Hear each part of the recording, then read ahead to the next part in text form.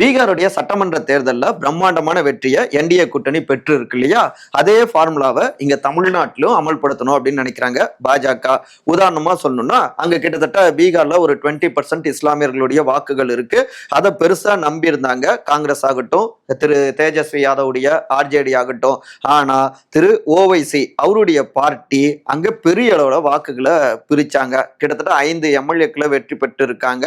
அவங்க பிரிச்ச வாக்குகள் என்டிஏக்கு சாதகமா மாறி இருக்கு. உதாரணமா சொல்லணும்னா, ஒரு 9 தொகுதிகளில் பார்த்தோம்னா அந்த வாக்கு வித்தியாசம் இருக்கு இல்லையா, அதை விட அதிக அளவுல ஓவைசி அவர்களுடைய பார்ட்டி வாக்குகளை பெற்று இருக்கு.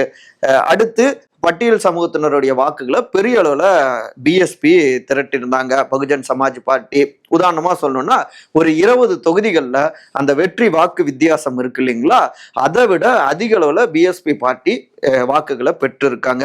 இதன் தொடர்ச்சியாகவே வியூக வகுப்பாளரான திரு பி.கே. பிரசாந்த் கிஷோர் அவருடைய ஜன்சுராஜ் பார்ட்டிங்க, அவங்க பல இடங்கள், அதாவது 98% தொகுதிகளில் டெபாசிட் இழந்தாங்க அவங்க.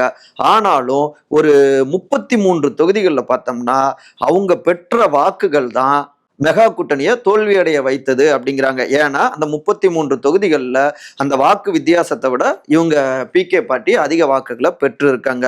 ஸோ அதே போல இங்க தமிழ்நாட்டிலும் திரு விஜயுடைய தாவேகா அவங்க என்டிஏ கூட்டணிக்கு வந்தா நல்லது, அப்படி வரலினாலும் அவங்க பெரிய அளவுல வாக்குகளை பிரிச்சாங்கன்னா மைனாரிட்டிஸ் ஓட்ஸு, அப்புறம் புதிய இளம் வாக்காளர்களுடைய வாக்குகள், இதெல்லாம் அவர் பிரிச்சாருன்னா இதைத்தான் திமுக காங்கிரஸ் கூட்டணி நம்பிட்டு இருக்காங்க.